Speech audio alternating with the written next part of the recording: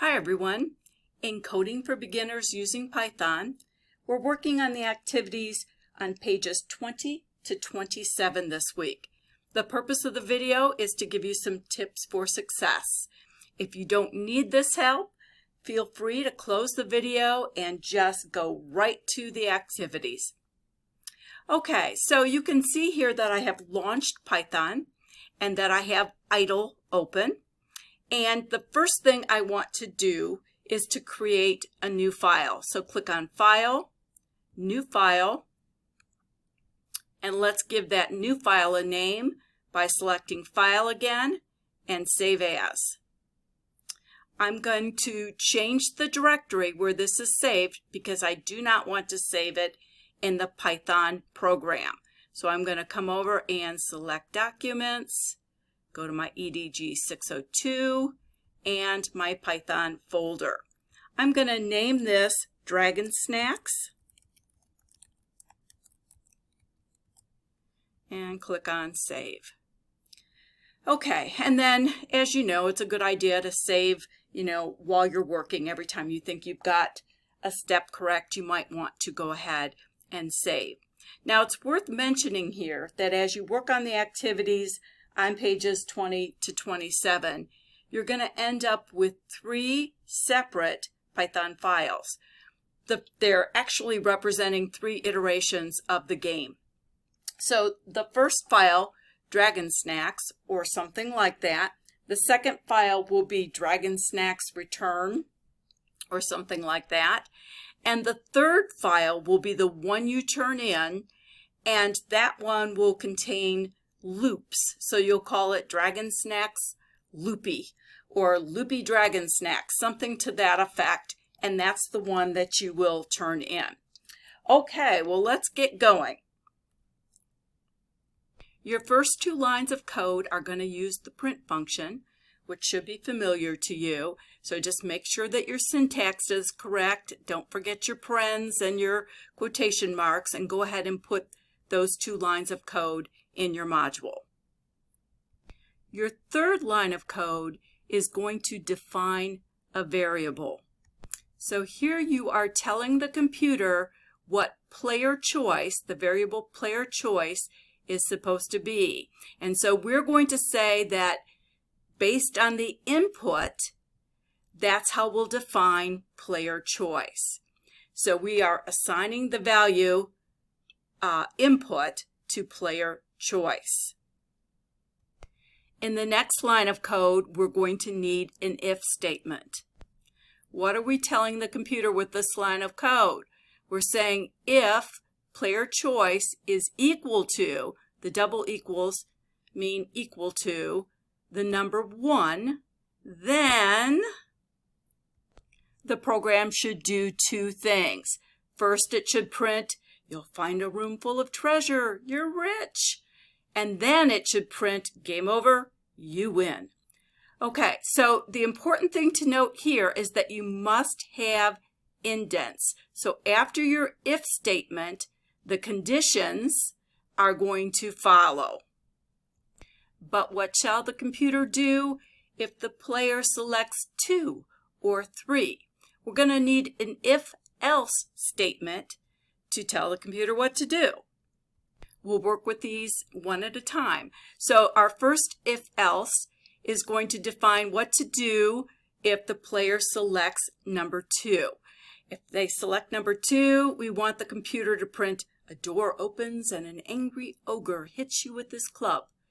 And then, "Game over, you lose." All right.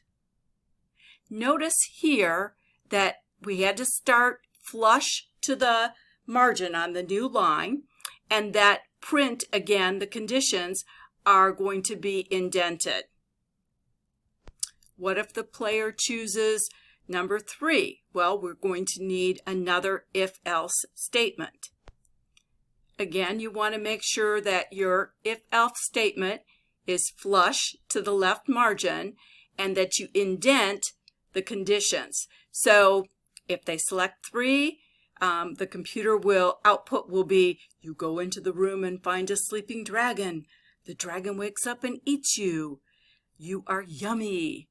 Game over. Sorry for your bad luck. And I think the instructions in the book maybe have some different text, but you can be creative here as long as your syntax is correct. Okay, so now we ask ourselves, well, what if our player doesn't choose 1, 2, or 3? What if they choose 44 or 6? What will happen then?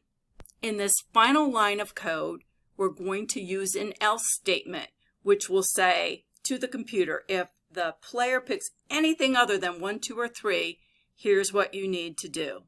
So notice that your else statement is just very simple. You type in else and a colon, and then make sure your new lines are indented, and we're going to have the computer output say, sorry, you didn't enter 1, 2, or 3, and also run the game again.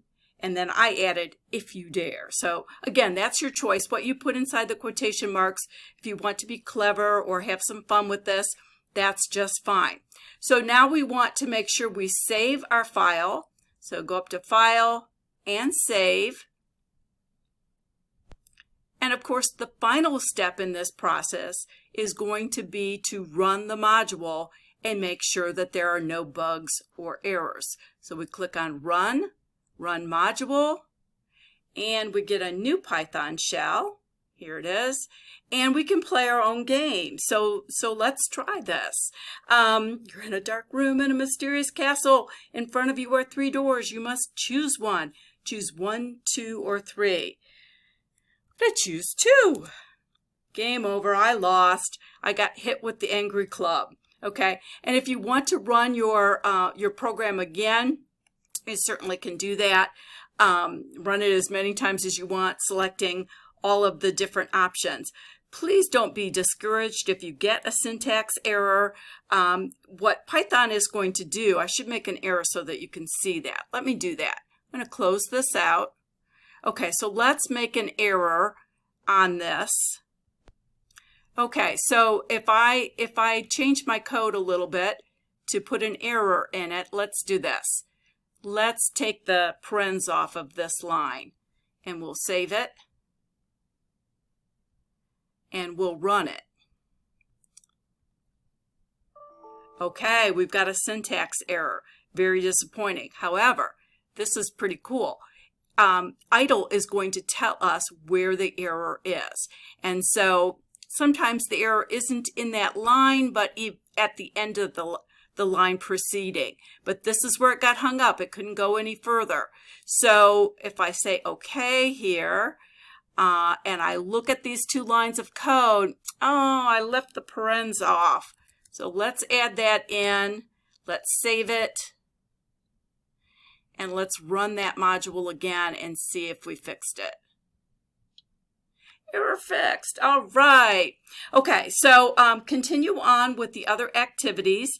If you need assistance with this, please contact me by email or by phone, and I'm happy to give you some help.